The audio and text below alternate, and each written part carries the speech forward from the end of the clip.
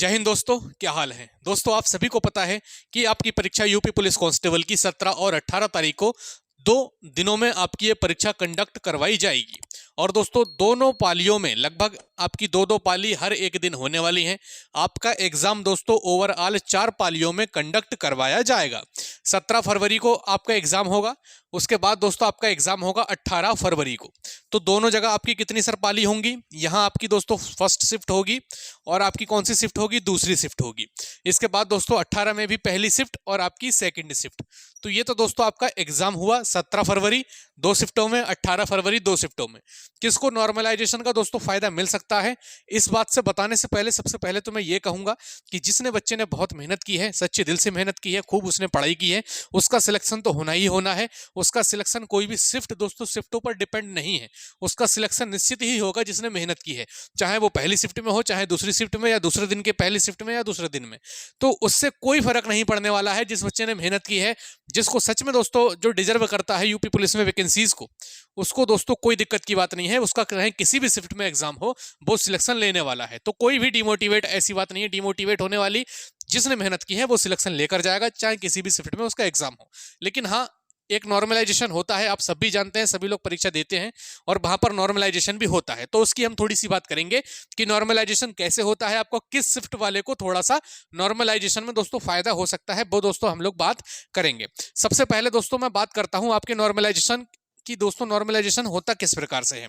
जैसे आप सभी को पता है दोस्तों कि आपकी जो है 4 पालियों में मान लीजिए एग्जाम हुआ, ठीक है। आपका जो है 17 और 18 को है एग्जाम। तो कितनी ओवरऑल अगर मैं देखूं 4 पाली हुई। एक तो होगी दोस्तों पहली, एक दूसरी हो गई, ठीक है। इसी प्रकार दोस्तों एक तीसरी हो गई और इसी प्रकार से एक चौथी हो गई, ठीक है। तो हम लोग कह सकते हैं कि 4 पाली में आपका ये एग्जाम होगा, ठीक है। पहले दिन 2 पाली, दूसरे दिन 2 पाली, क्लियर है। तो 4 पाली में आपका एग्जाम हुआ। जैसे मान लीजिए पहली आपकी ये पहली वाली जो है, ठीक है, ये फर्स्ट दोस्तों आपकी पाली है। और यहां पर जो बच्चे स्कोर कर कर आए हैं, ठीक है, जो बच्चे मैं आपको क्वेश्चंस में बताऊंगा कि क्वेश्चंस में दोस्तों कितना स्कोर है। टोटल क्वेश्चन दोस्तों कितने हैं आपके? 150, ठीक है। 150 दोस्तों ओवरऑल क्वेश्चन आपके पूछे जाने हैं। यहां पर मान लेते हैं हम 17 फरवरी को पहली शिफ्ट में, ठीक है। 17 फरवरी को पहली शिफ्ट में मान लीजिए बच्चे यहां पर क्वेश्चन कर देते हैं 105, ठीक है। ज्यादातर मतलब एक एवरेज बच्चे जो क्वेश्चन कर रहे हैं वो 105 क्वेश्चन कर रहे हैं 150 में से। दूसरी पाली में अगर मैं देखता हूं दोस्तों, यहां पर बच्चे जो है 110 क्वेश्चन कर रहे हैं एवरेज। तीसरी पाली में अगर मैं दोस्तों तीसरी पाली मतलब दूसरे दिन की पहली पाली, ठीक है। तो यहां पर अगर मैं देखता हूं तो बच्चे स्कोर कर रहे हैं 115, ठीक है। और चौथी पाली में बच्चे जो स्कोर कर रहे हैं 120 क्वेश्चन का कर रहे हैं। मतलब एवरेज में बता रहा हूं कि 120 क्वेश्चन चौथी पाली में, तीसरी पाली में 115 क्वेश्चन, दूसरी पाली में 110 क्वेश्चन और पहली पाली में 105 क्वेश्चन तक ही बच्चे एवरेज में पहुंच पा रहे हैं। तो इसका कहने का मतलब क्या है कि पहली पाली में बच्चे 105 क्वेश्चन ही कर पा रहे हैं। इसका कहने का मतलब यह है कि यहां पर पेपर का लेवल थोड़ा कैसा था सर? मॉडरेट था, ठीक है। यहां पर पेपर का लेवल कैसा था सर? थोड़ा मॉडरेट था। उसके बाद दोस्तों जब ये पहली पाली का एग्जाम होता है तो लगभग यूट्यूब पर हर एक जगह दोस्तों पेपर का एनालिसिस वगैरह होने लगता है। ये बताने लगते हैं कि पैटर्न क्या है पेपर का, कैसे क्वेश्चंस बन रहे हैं। तो इससे क्या होता है सर? सेकंड पाली वाले को थोड़ा फायदा होता है। और अगर वो यहां पर 110 क्वेश्चन वैसे करते तो वो दोस्तों यहां पर कितने क्वेश्चन कर सकते हैं? लगभग 115 क्वेश्चन कर सकते हैं। इतना फायदा होता है। फिर जब दूसरे दिन में हम पहुंचते हैं पहली पाली में तो दोस्तों इन्हें उससे भी ज्यादा थोड़ा सा फायदा होता है जो बच्चे पढ़ने वाले हैं। चौथी पाली में पहुंचते हैं तो दोस्तों इन्हें भी उससे ज्यादा फायदा होता है क्योंकि ये लगभग हर एक शिफ्ट का एग्जाम देख चुके। तो यहां पर पहुंचते पहुंचते तो हर एक चीज क्लियर बच्चे की हो ही जाती है। तो सबसे ज्यादा जो आपके लिए अगर मैं बताऊं तो जो फर्स्ट शिफ्ट होती है, ये बेचारा अनजान होता है। इसे नहीं पता होता है कि कैसा आपका पेपर आएगा, कैसा एग्जाम का लेवल होगा, कैसे क्वेश्चंस होंगे, क्या पैटर्न होगा। तो इसको दोस्तों नहीं पता होता है फर्स्ट शिफ्ट वाले को।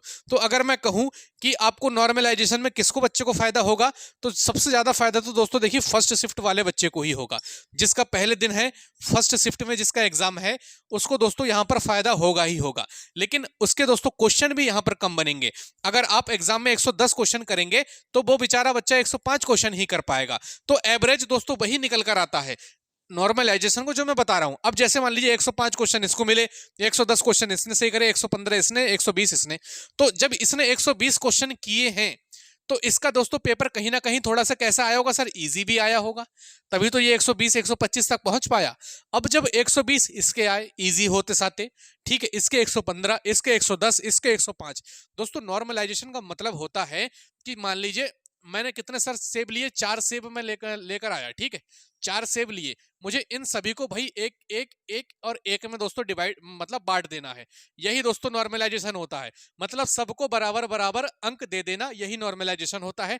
पहली शिफ्ट में अगर पेपर हार्ड आया है तो वो इजी वाले से नॉर्मलाइजेशन में इसको नंबर दे देंगे, फिर इसके नंबर थोड़े कम हो जाएंगे। मतलब हर एक चीज को बराबर बराबर हिस्सों में बांट देना, रेशियो में मतलब बांट देना। आपने मैथ खूब दबा के पढ़ी है, रेशियो में एक बार चीज को बराबर बराबर हिस्सों में बांट देना। जैसे हम एवरेज के क्वेश्चन करते हैं तो एवरेज में दोस्तों हम क्या करते हैं, एवरेज में यही तो करते हैं, चीज को बराबर बराबर हिस्सों में बांट देते हैं। एवरेज क्या कर देते हैं, बराबर बराबर हिस्सों में बांट देते हैं। भाई इस प्रकार से है भाई, इसने मान लीजिए 120 क्वेश्चन करे थे, तो ये इसमें से कुछ क्वेश्चन नॉर्मलाइजेशन में दोस्तों इसको बढ़ेंगे, इसको दिए जाएंगे, और ये हार्ड जिसकी शिफ्ट थी 105 कर पाया, इसके ये बढ़ जाएंगे क्वेश्चन, इसके हो जाएंगे सर 110, 111, 112 तक हो सकते हैं, ठीक है। उसके इतने ही दोस्तों कम हो जाएंगे, यहां पर ये पहुंच जाएगी कहानी इसकी लगभग 110, 112, 15 तक। ऐसे ही दोस्तों इसकी कहानी होगी नॉर्मलाइजेशन में, ऐसे ही इसकी कहानी होगी। अगर मैं आपसे कहूं तो वही फर्स्ट शिफ्ट वालों को अच्छा खासा फायदा हो जाता है आपकी जो है नॉर्मलाइजेशन में। उसके बाद दोस्तों सेकंड शिफ्ट, उसके बाद थर्ड शिफ्ट, और आपके पेपर के लेवल पर भी डिपेंड करता है। मान लीजिए पहली शिफ्ट में पेपर आपका आसान आ गया, उसके बाद दोस्तों आपका हार्ड आ गया, फिर तीसरी शिफ्ट में दोस्तों पेपर आसान आ गया, फिर हार्ड आ गया, तो उसको दोस्तों बराबर करने के लिए ही आपका नॉर्मलाइजेशन किया जाता है। एक शब्द में अगर मैं बात कहूं तो 17 फरवरी फर्स्ट शिफ्ट वालों के लिए दोस्तों थोड़ा सा मैं कह दूंगा कि ठीक अच्छा दोस्तों आ सकता है रिजल्ट, ठीक है। आप लोग थोड़ी सी और दबा के मेहनत कर लीजिए, आपके 4-5 क्वेश्चन 6 क्वेश्चन बढ़ सकते हैं, ठीक है। ऐसे ही दोस्तों सेकंड शिफ्ट, ऐसे ही थर्ड शिफ्ट, ऐसे ही आपकी फोर्थ शिफ्ट, ठीक है।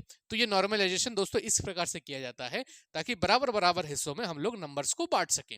ये दोस्तों बस नॉर्मलाइजेशन की एक कहानी है, इतना ही दोस्त होता है, इसमें ज्यादा कोई दिमाग लगाने की बात नहीं है। आप सभी लोग तैयारी कर रहे हैं, तैयारी करते रहें, नॉर्मलाइजेशन जो होगा वो देखी जाएगी। मैं आपसे यही कहूंगा कि ज्यादा फालतू क्वेश्चन जो आपके मतलब जो आपको बिल्कुल भी नहीं आ रहे हो, 4 ऑप्शन है ए, बी, सी और डी, ये 4 ऑप्शन में से अगर आपको 2 ऑप्शन पर है कि हाँ सर ये यहां से एक क्वेश्चन हो सकता है, तब तो दोस्तों आप रिस्क ले सकते हैं। लेकिन अगर चारों ऑप्शन नहीं पता आपको, तो मैं आपसे कहूंगा कि तुक्का उक्का मत मारना, फिर नॉर्मलाइजेशन को आपको यहाँ पर घाटा हो जाएगा। फिर अगर ज्यादा तुक्के मारे आपने और वहां से क्वेश्चंस गलत हुए, तो आपके सही वाले क्वेश्चंस भी दोस्तों फिर कटते रहेंगे, और नॉर्मलाइजेशन में भी दोस्तों फिर आपको मतलब एक शिकस्त देखने को मिल जाएगी। तो ज्यादा तुक्कों पर भरोसा ना करते हुए जो क्वेश्चन आपके बन रहे हैं उन क्वेश्चंस को बनाएं। बाकी जो लग रहा है आपको कि बी और डी में आंसर हो सकता है, वहां पर आप रिस्क ले सकते हैं, क्योंकि 1/4 की दोस्तों आपकी नेगेटिव मार्किंग है, ठीक है। बाकी ज्यादा तुक्को वाली वीडियो देखो मत, जो आपने मेहनत की है उस पर भरोसा रखो, सिलेक्शन जरूर होगा। अगर आपने मेहनत करी है, वो सब देखता है, उसने आपकी मेहनत देखी है, उसने आपकी मेहनत देखी है, उसने आपकी मेहनत देखी है, और उसने जब आपकी मेहनत देखी है तो किसी को दोस्तों हमें दिखाने की जरूरत नहीं है, वो उसका फल दोस्तों जरूर आपको देगा, ठीक है। बस इतना ही कहूंगा। बाकी आप सभी लोग पढ़ते रहें, वेस्ट विशेष आप सभी को मेरी तरफ से बेहतरीन तरीके से तैयारी करते रहो। मात्र 5 दिन का समय है, अच्छी तरीके से पढ़िए, और बस ये 5 दिन समझ लीजिए आपके लिए वेस्ट होने वाले हैं। बहुत अच्छी दुआ दोस्तों आप सभी लोगों के लिए मैं करूंगा, प्रे करूंगा कि आप सभी का दोस्तों सिलेक्शन हो, जितने लोगों ने भी मेहनत की है, ठीक है। तो चलिए दोस्तों, उम्मीद करता हूं वीडियो पसंद आई होगी। अगर वीडियो पसंद आई है तो दोस्तों एक लाइक जरूर कर देंगे, चैनल पर नए हैं तो चैनल को सब्सक्राइब जरूर कर देंगे। बाकी मिलते हैं नेक्स्ट वीडियो में, तब तक के लिए जय हिंद, जय भारत।